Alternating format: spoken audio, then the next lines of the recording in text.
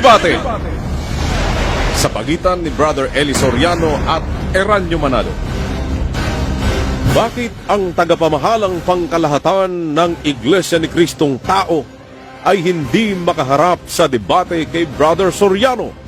Ano-ano ang mga pangyayaring naganap tungkol sa bagay na ito?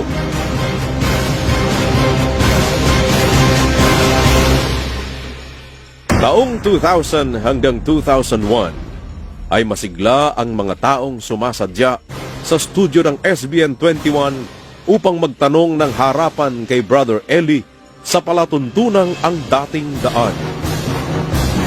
Laging puno ng mga panauhin ang studio ng SBN 21 noon.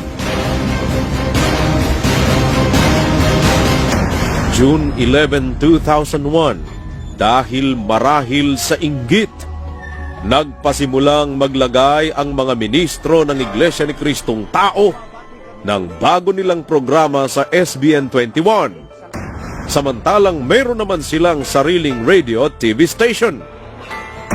At ang unang episode ng kanilang programa ay pambabatikos agad kay Brother Eli Soriano ang ginawa ng mga ministro ng Iglesia ni Kristong Tao.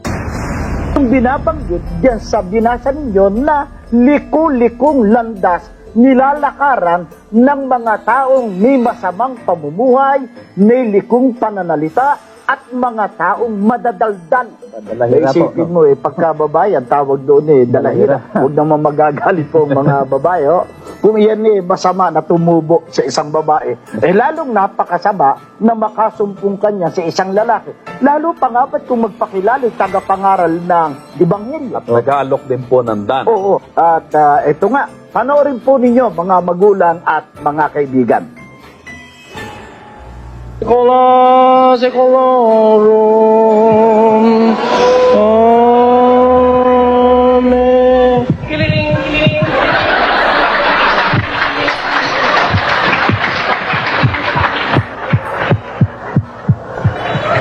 Oh, ano? May atake pa ron? Walang atake. Wala nga. May pagtutuwid ba? Kaya nung ikaw ay bata, ang paniwala ay mali. Ngayon, naghihingalo ka na, mali pa rin ang paniniwala mo hanggang ngayon. Ang napanood po ninyo sa inyong mga TV screen, mga kababayan, ay si Mr. Eliseo Soriano ng Ang Dating Daan. Siya raw ang punong tagapangasiwa ng Ang Dating Daan, kapatid na rin. Ang kanila pong samahan, ayon sa kanila, mga kaanib sa Iglesia ng Diyos kay Kristo Jesus, haligi at saligan ng katotohanan sa bansang Pilipinas Incorporated. Yung program po nila, Ang Dating Daan. At ang kapansin-pansin, ginawa nilang katunog ng Ang Dating Daan ang kanilang palatuntunan sapagkat ang ginamit nilang pamagat ay ang tamang daan. Nagkaroon ng sagutan habang lumilipas ang mga araw. Dahil sa sagutan, isang ministro ng Iglesia ni Kristong Tao ang hindi nakatiis at nagsadya kay Brother Eli sa palatuntunang Ang Dating Daan. Siya ay si Karomi Espanyol, isang pastor at ministro sa Iglesia ni Kristong Tao. Ang kanyang sadya kay Brother Eli Soriano ay, gusto sana nating masaksihan yung tunggalian niya sa pagitan ninyo at ng Iglesia ni Kristo. Kaya naman sinikap ko na maging kasangkapan dito sa pangyayaring ito. At ang totoo, sa ginagawang ko ito, baka matodas pa ako nito. At yan po, ang totoo niyan. Katunayan marami na pong tumatawag sa akin. At ang sagot ko lang, basta ako, sige lang, trabaho to, walang personalan. Ngayon, ito ang ipinararating po ng Iglesia ni Kristo sa pamamagitan ng pakikipag-usap ko kay Kabularan. Ay, ibig niyo At po sabihin, naniniwala ako nagkakaroon na hindi kayo. niya tatanggihan to. Ang kanyang sabi ito, kami handang humarap sa tropa ni Brother Eli Soriano. Sabihin lang nila kung anong paksa ang gusto nila. At pagkatapos, the following day, sasagutin namin yan sa TV program namin para masimulan natin labang ito. Kaya gusto kong tanungin si Brother Eli, ito bang hamong ito ng Iglesia ni Cristo sa pamamagitan ni Kabularan tinatanggap po ng inyong samahan? Alang-alang po sa ikaliliwanag ng katwiran, tinatanggap po natin yan.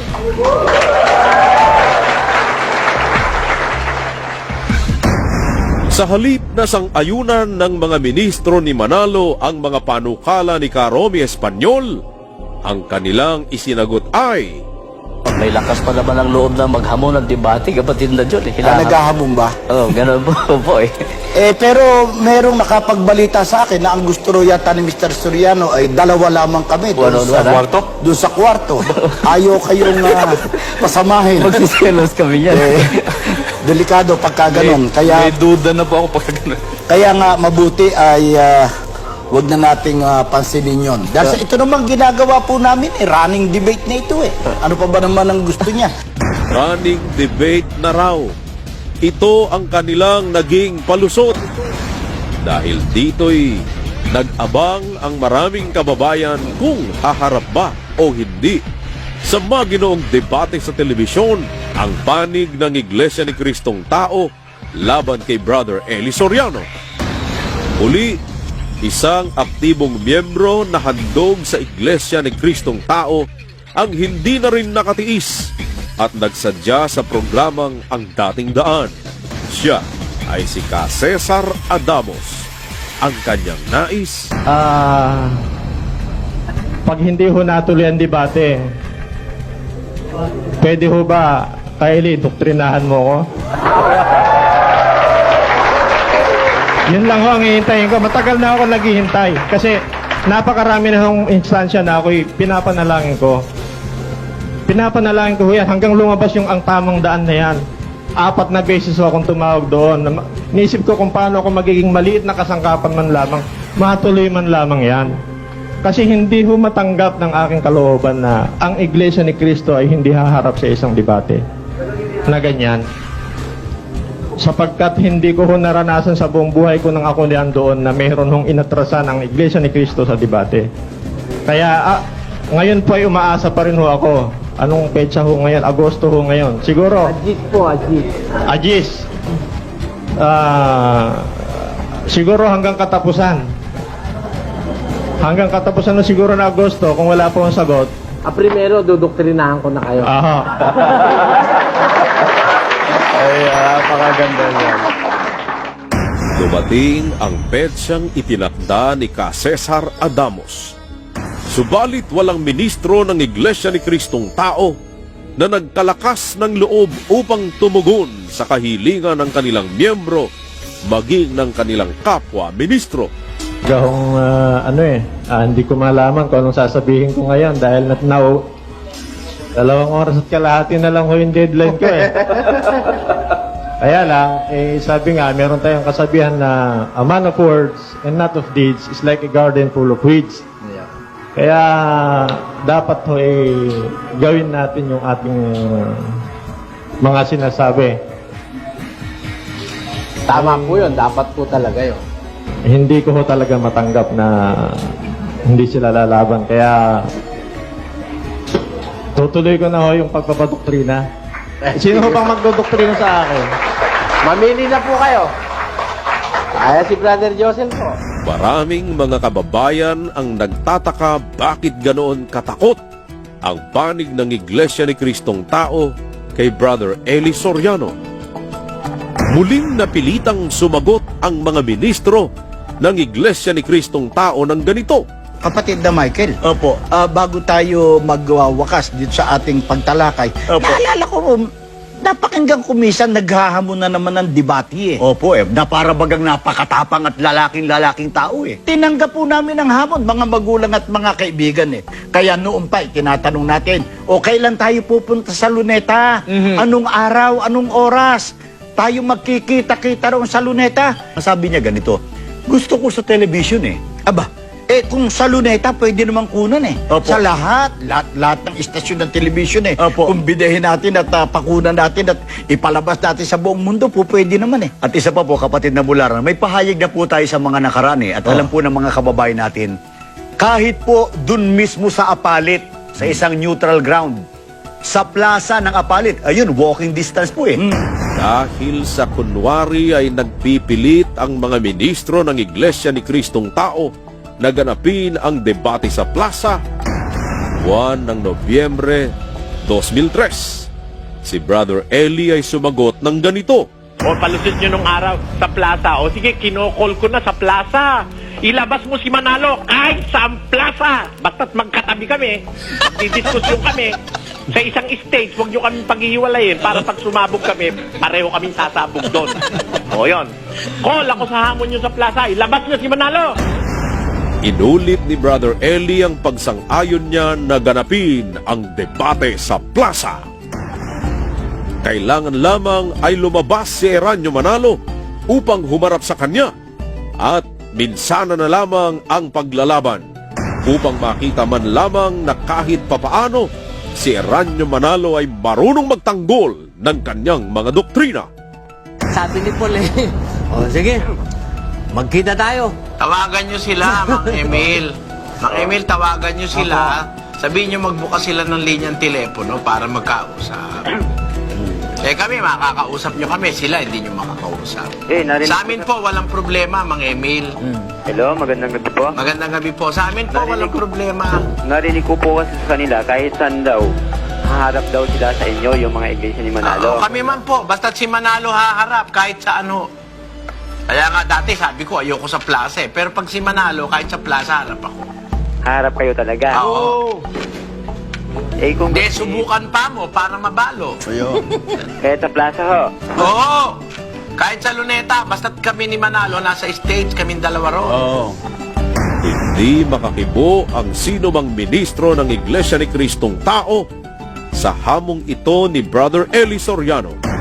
Hanggang sa napilitang sumagot si Leopoldo Guevara, ang isa sa kanilang ministro noong Disyembre 29, taong 2003. Binabaliktad tayo raw mabaluktot. Hindi raw natin kaintindigan. At ang matindi, kung saan daw hindi natin kaintindigan, sa plaza.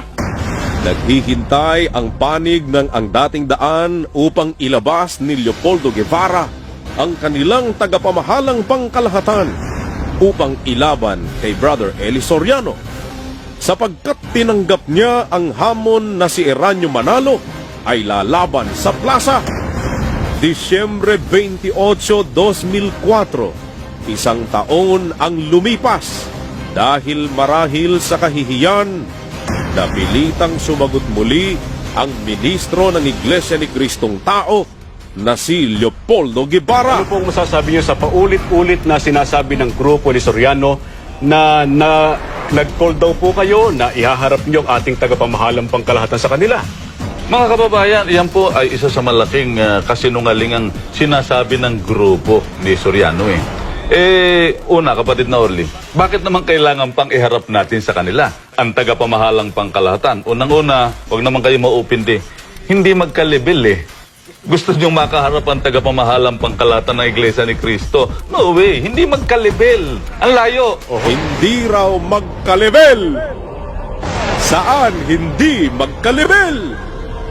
Bakit hindi nila may paliwanag sa taong bayan kung saang punto hindi magka-level si Brother Eli at si Eranio Manalo? Hindi malaman ng mga ministro ni Manalo kung papaano nila pagtatakpan ang kanilang pinunong si Manalo. Dahil sa katatakip, isa na namang katangahan ang ipinahayag ng mga ministro ni Manalo. At pagkatapos ito, nagkukubli puro sa sinasabi niyang puno sa puno. Ang puno natin ang ating Panginoong Kristo Hinahamon ba niya ang ating Panginoong Kristo? Tauhan kontra sa pinuno. Itinanggi na ni Bularan na pinuno nila si Eranio Manalo. Nagpalusot pa. Si Kristo raw ang puno nila. Dahil sa pagkakaipit, nanahimik si Bularan Lumitaw naman si Jose Ventilacion na dahil sa kayabangan, maging ang sinabi ni Brother Eli na patutunayan niya na totoo ang salita ng Diyos sa Biblia, ay tututulan daw nitong si Jose Ventilacion. Pakinggan natin si Soriano. Eto. Yan ay mga nag-aaral-aral dyan sa eskwela, sa Biblia.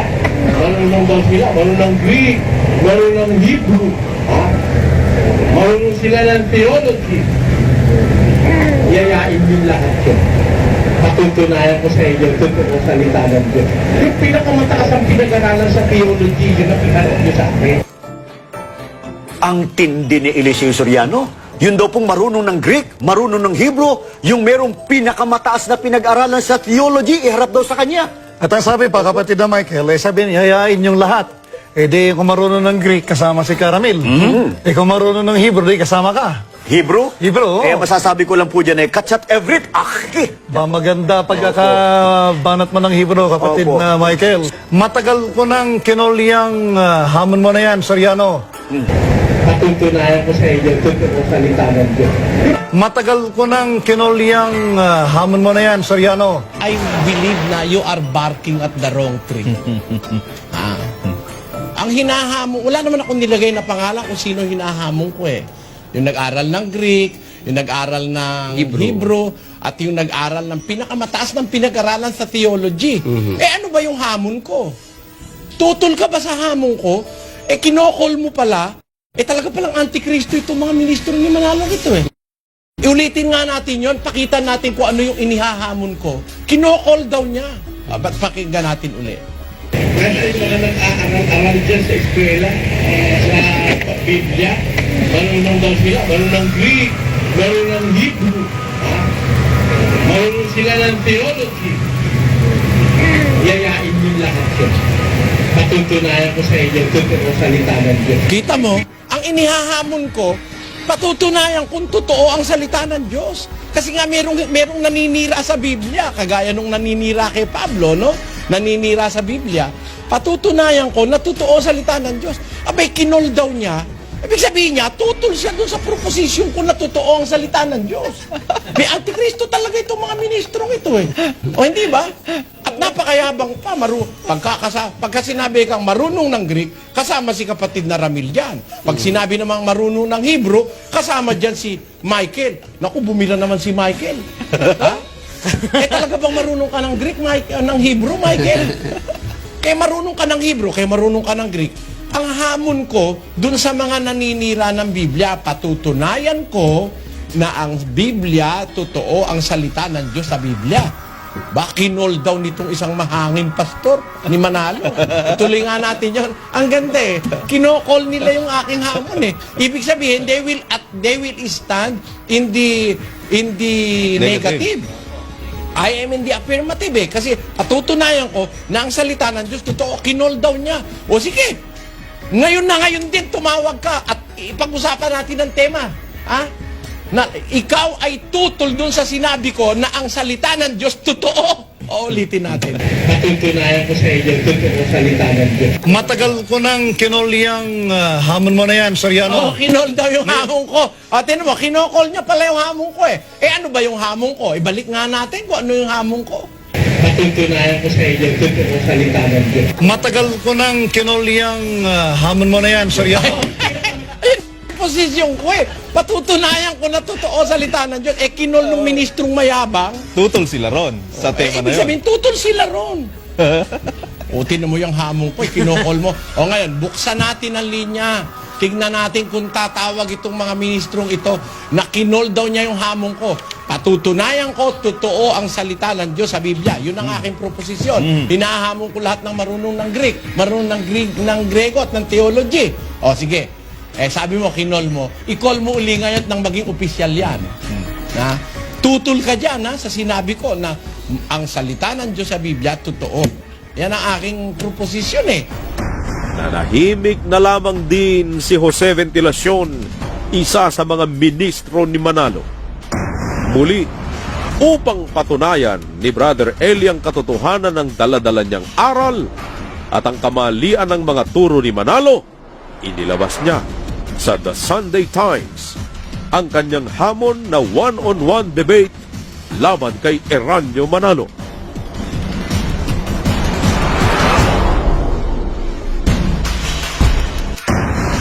I therefore urge you now to settle our doctrinal differences once and for all and put an end to the unchristian kind of spiritual warfare being introduced in your program that only tends to muddle the real issues and deviate from the biblical truth.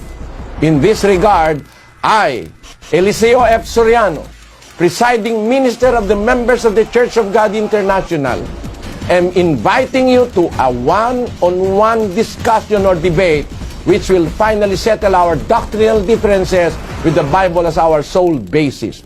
The most logical venue, viewership-wise and security-wise, is our respective television studios to be simultaneously covered live worldwide via satellite.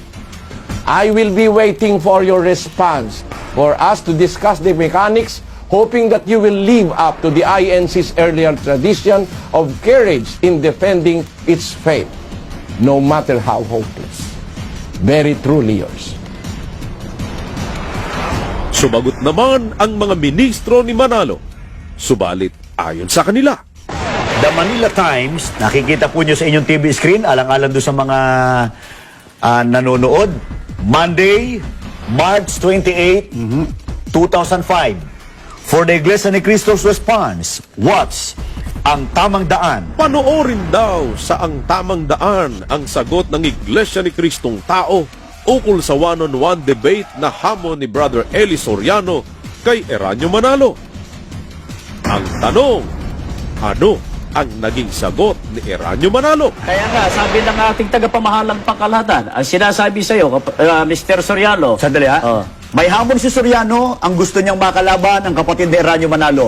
Anong sagot ng kapatid ni Eranio? Ang sabi sa iyo, ganito, Soriano, patunayan mo muna, makipagdebate ka muna sa Papa ng Iglesia Katolika at maglalating ka ha, sabi sa iyo, at saka tatanggapin yung hamon mo sa tagapamahalang pangkalahatan ng Iglesia ni Cristo. Pag hinarap ka ng Papa sa Roma, haharapin ka na rin ng tagapamahalang pangkalahatan sa Iglesia ni Cristo. Ito ay maliwanag na tanda ng karuwagan. Ito ay sagot ng isang hindi lalaban.